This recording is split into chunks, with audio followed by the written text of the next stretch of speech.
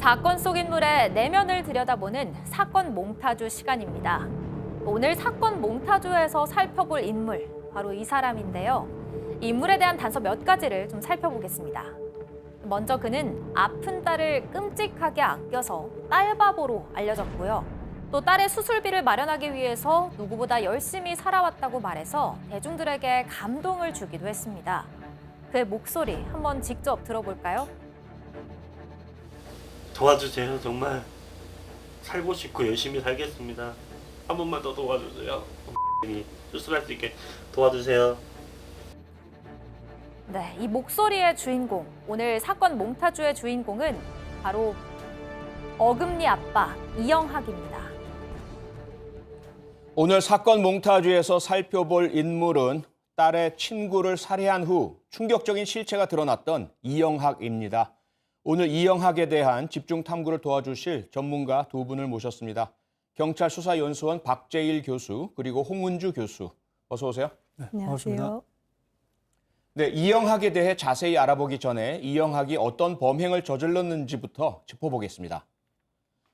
이름 이영학, 1982년 7월 26일 경상북도 영주시에서 태어났습니다. 그는 희귀 난치병인 거대 백악종을 앓고 있다는 사연이 지난 2005년 방송을 통해 알려지면서 어금니 아빠라는 별명을 얻었습니다. 같은 병을 앓고 있는 딸을 극진히 아끼는 그의 모습에 대중들의 동정 어린 관심과 후원이 쏟아지기도 했습니다. 그랬던 이영학은 지난 2017년 당시 14살이었던 딸의 친구를 자신의 집으로 유인해 수면제를 먹여 재운 뒤 여러 차례 추행하고 살해한 혐의로 재판에 넘겨졌습니다. 또 피해 중학생의 시신을 강원도 야산에 몰래 버리고 아내를 대상으로 성매매를 알선한 혐의도 받았습니다. 결국 대법원은 이영학에게 무기징역형을 확정했습니다. 15년 전 방송을 통해 처음 알려진 이영학은 희귀병을 앓는 딸을 위해 치료비를 모금하러 다니는 등 딸에 대한 애정을 아낌없이 드러냈습니다. 직접 들어보시겠습니다.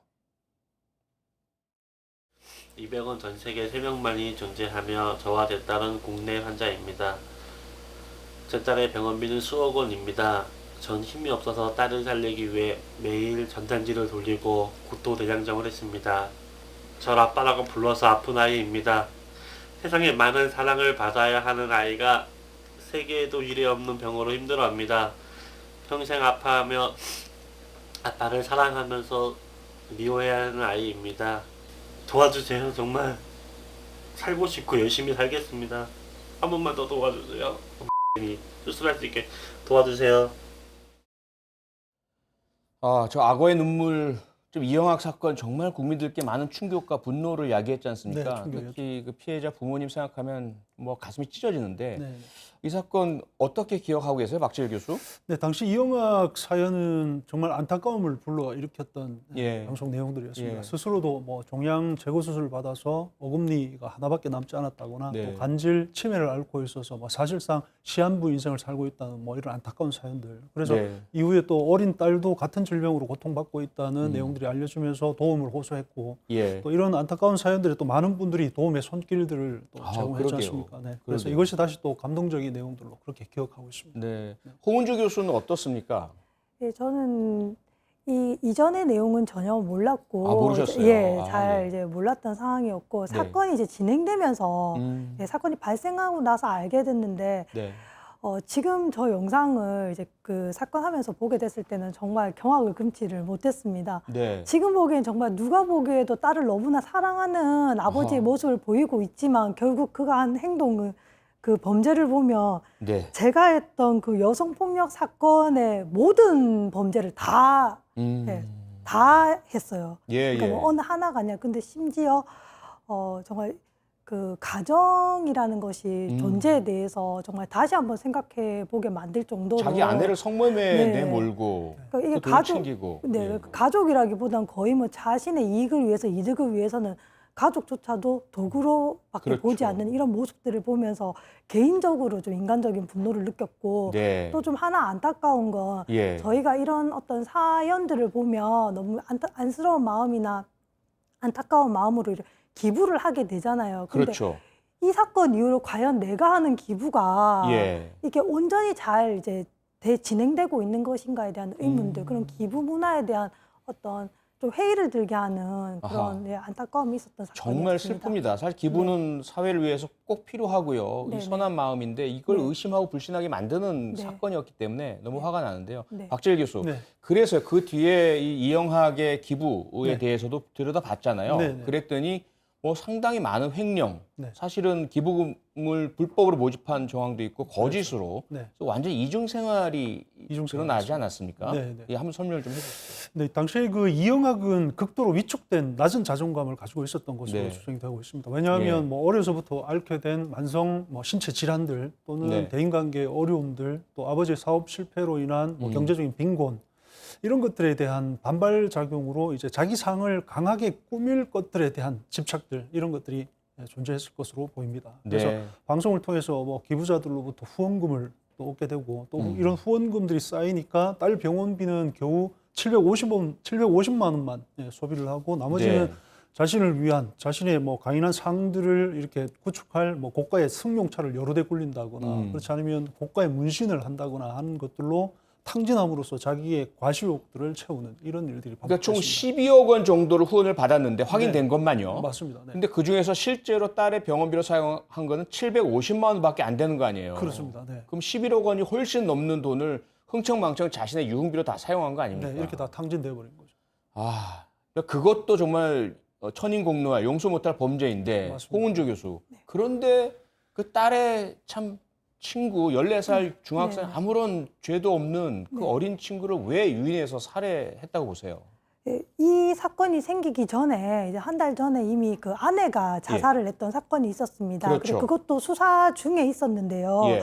아마 이 이영학의 어떤 성적 도착 같은 것들이 아마 있었던 걸로 알려져 있습니다. 그러니까 와이프가 사망하고 나니 자기의 어떤 성적 욕구를 해소할 만한 대상이 없었던 거죠. 그 예. 대상을 찾는 데 있어서 이제 딸의 친구를 유인하는 것이 오히려 좀 쉬울 것이다. 딸을 이용해서 유인을 할 수 있기 때문에 좀 쉽게 대상을 선정할 수 있을 거라고 생각을 했던 것으로 보입니다. 심지어 이 딸이 좀 아버지와 그 어떤 심리적인 종속 관계에 있었던 걸로 보여지는데 예. 이제 딸에게 엄마를 대신할 사람이 필요하다. 아유. 근데 외국 여성을 데려오면 2~3천만 원이 필요한데 아하. 네가 친구를 데려오면 그 돈을 너한테 쓸 수 있다라는 것들로 계속해서 설득을 했다고 합니다. 아, 이런 것들로 봤을 때 예. 아무래도 범행을 좀 더 쉽게 하기 위해서 음.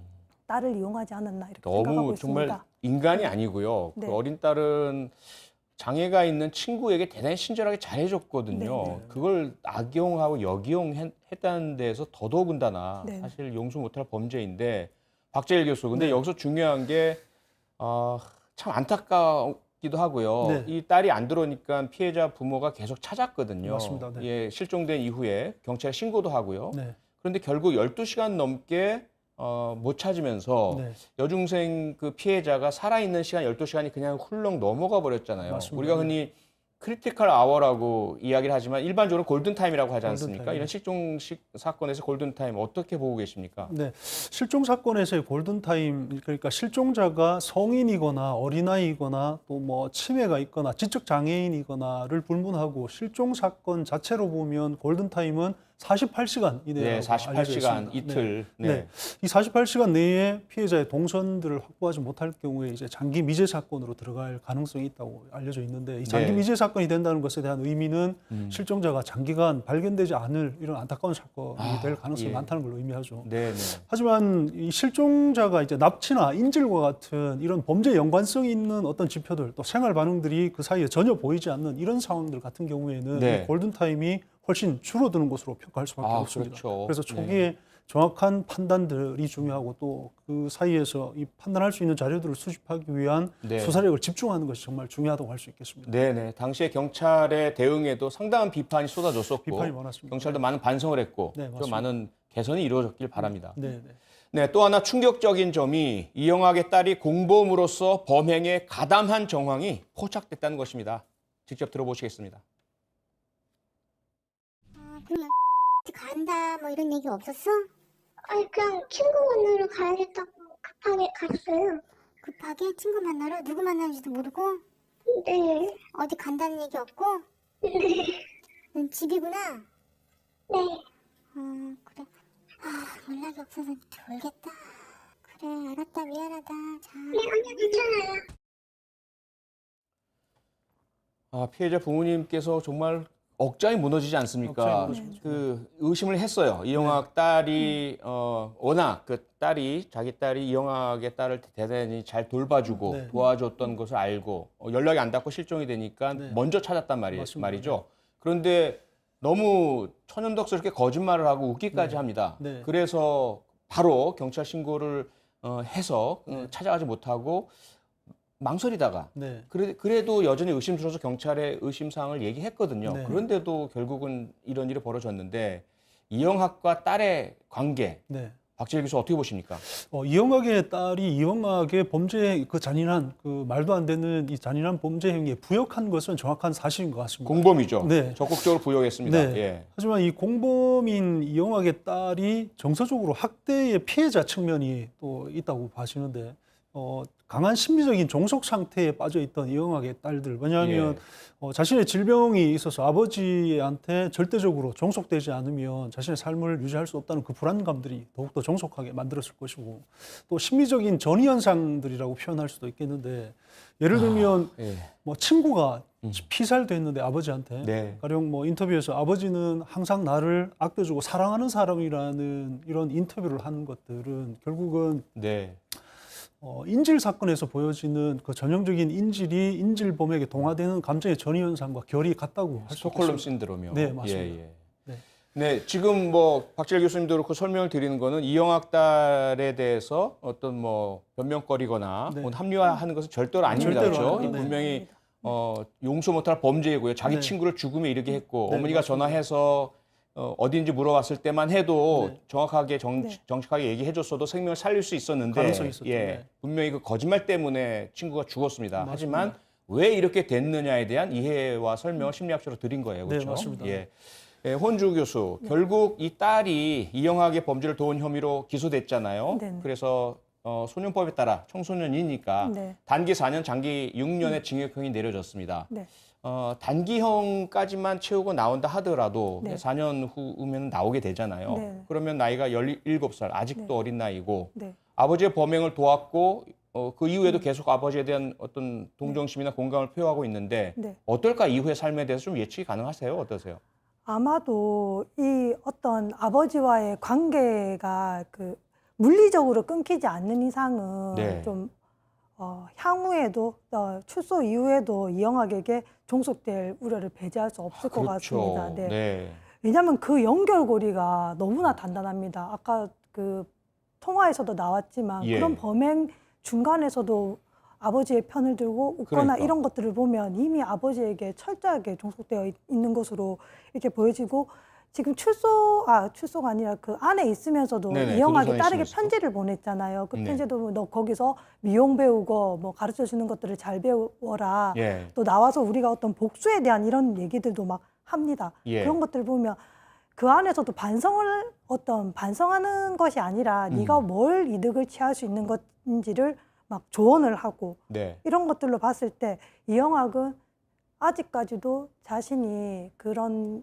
종속 관계가 유지된다면 딸을 도구로 이용할 수 있을 거라고 생각을 하고 있는 것 충분히 같습니다. 가능성이 있어 네네. 보입니다. 그렇기 때문에 네. 이런 것들이 그 딸이 스스로 예. 생각하기에는 좀 어려움이 있을 것 같고 어떤 사회적이거나 어떤 치료라든지 여러 가지 예. 외부에서 어떤 적극적인 개입으로 이영학과 네. 이렇게 분리를 시키지 않으면 향후의 상황도 좀 그게 가장 큰 문제인데요. 네네. 어쨌든 이영학의 형이라든지 가족들이 있잖아요. 네. 그러면 뭐 친권 양육권에 대해서 바로 아무래도 근친 가족에게 연결될 것 같은데 네네. 그분들이 과연 이영학과 딸의 고리를 끊어줄 수 있느냐, 이영학의 딸을 이영학의 지배로부터 벗어나게 할 수 있느냐, 그리고 정상적인 사회인으로 성장할 수 있게 도와줄 수 있느냐 상당한 의문이잖아요. 의문이죠. 이 부분 분명히 관심을 가지고 네네. 법무부, 보호관찰소, 경찰 함께 좀 계속해서 집중적인 노력을 해야 될 것 같습니다. 예, 그렇습니다. 네, 박재일 교수, 오늘 사건 몽타주의 주인공 이영학을 이해하려면 도대체 어떤 점을 눈여겨봐야 할지 몽타주의 포인트 한마디로 말씀해 주시죠. 네, 오늘 몽타주의 포인트는 기생충이라고 할 수 있겠습니다. 네. 기생충은 다른 유기체에 붙어서 양분을 빨아먹고 자기의 네. 생존 활동들을 유지하는 이런 생물들을 얘기하고 있지 않습니까? 그렇죠. 이영학의 행위는 이 기생충의 다름 아니다라고 몽타주의 포인트를 뽑은 것은 네. 자기의 그러니까 사랑하는 자기의 아내가 되어야 할 처를 숙주를 삼아서 예. 성매매를 시키거나 또 자신이나 자녀의 질병을 매개체로 해서 빌미로 해서 국민들의 측은해하는 그 안타까운 마음들에 호소를 해서 기생하는 그래서 예. 자기의 삶을 연장시키는 것. 그래서 영학의 행위와 기생충의 생존 활동과 아주 맥이 닿아 있다고 할 수 있겠습니다. 네. 홍은주 교수가 본 몽타주 포인트는 무엇입니까? 예, 제가 본 오늘 몽타주의 포인트는 인간 탈을 쓴 악마라고 했습니다. 인간의 탈을 쓴 악마. 네. 네. 예, 저뿐만이 아니라 아마 이 영화를 보신 분들은 예. 사람이라면 정말 차마 해서는 안 될 행동이라는 것에 동감을 하실 거라고 생각합니다. 예. 예, 초기에 이런 방송이나 책을 발간하는 것들, 국토 뭐 대장정을 했다 이런 것들로 가족과 딸을 사랑하는 이런 모습들을 보여줬는데 이건 다 가짜였습니다. 예. 모두가 다 가짜였고 심지어 뭐 딸의 희귀병을 이용해서 자신의 좀 삶을 풍족하게 하려고 했던 이런 극단적인 이기적인 모습들을 보여줬는데요. 네. 아마 그 심리적인 평가에서도 사이코패스의 예. 점수가 25점인가 이렇게 나왔잖아요. 예. 이런 걸로 봤을 때는 그가 했던 그 행동 모든 것들은 다 가짜였다. 진정성이 전혀 느껴지지 않는다라고 보이고요. 그런 아직까지도 아마 딸을 도구로 생각하는 이것들이 끊기지 않을 거라고 네. 예, 생각이 듭니다. 예, 그래서 예. 이러한 범죄는 향후로는 절대 일어나서는 안 된다. 그렇습니다. 라는 어떤 경각심의 차원에서 그 악마의 탈을 쓴, 음. 인간의 탈을 쓴 악마라고 네. 전했습니다. 네, 박재일 교수. 네. 박재일 교수는 기생충이라고 표현했고요. 네. 홍은주 교수는 인간의 탈을 쓴 악마라고 표현했는데 네. 그 두 키워드의 공통점이 이중성 아닌가 싶어요. 네. 겉으로는 자기 딸을 위해서 헌신하는 아빠의 모습, 네. 그리고 국민들께 호소하고 착한 모습으로 드러내면서 네. 10억 넘는 돈을 후원받고 기부금을 맞습니다. 받고요. 뒤로는 아내를 성매매로 내몰고 네. 살인하고 온갖 그 유흥비에 다 탕진하고 이 이중성이 이영학의 문제도 있겠지만 우리 사회도 조금 너무 법이나 제도가 허술하지 않았느냐? 네. 이런 걸 어떻게 보십니까? 결국은 이제 국민들의 안타까워하는 그 측은한 마음들을 활용했다고 할 수 있겠는데 우리 법률에는 기부금품의 모집 및 사용에 관한 법률이라는 게 있습니다. 있죠. 예. 이건 1,000만 원 이상 기부를 받으면 관할 지방자치단체에 그 사항들을 등록해야만 합니다. 그렇죠. 네, 만약에 어길 경우에는 3년 예. 이하나 3천만 원 이하의 큰 벌을 받게끔 그러니까 규정이 되어 있는 거죠. 그 법에 의해서 미리 좀 검거가 되고 단속이 되었어야 하는 거 아닙니까? 네, 이런 엄격한 법 규정이 있음에도 불구하고 네. 이영학이 장기간 이런 고액의 기부금을 모금할 수 있었던 건 결국은 딸과 함께 앓고 있다는 자신의 질병에 대한 이 안타까운 사연. 그래서 네. 이제 수사기관이나 행정기관에서 아하. 엄격한 법률 적용을 하는 것이 좀 어려웠을 너무 것이라고 동정적이었다 생각합니다. 이렇게 그러니까요. 보시는 거죠. 네. 예. 네. 지금까지 이영학의 이면을 짚어봤습니다. 두 분께서 말씀해주신 이영학의 이면들에 대한 키워드가 화면에 떠 있습니다. 딸 바보 아빠, 미디어 괴물, 심리적 종속 등이 있는데요. 제가 본 이영학의 이면은 이기심이라고 생각합니다. 어떠한 질병도 어떠한 주변 상황도 결코 변명이 되지 않고요. 이영학 스스로가 자기의 욕심과 욕구와 충동만을 위해서 주변 모두를 이용하고 강력범죄를 저지른 것이다라고 저는 생각을 합니다. 다음 사건 몽타주 시간에는 이영학의 뒤틀린 성인식에 대해 알아보겠습니다. 오늘 함께해 주신 두 분 고맙습니다. 네, 감사합니다.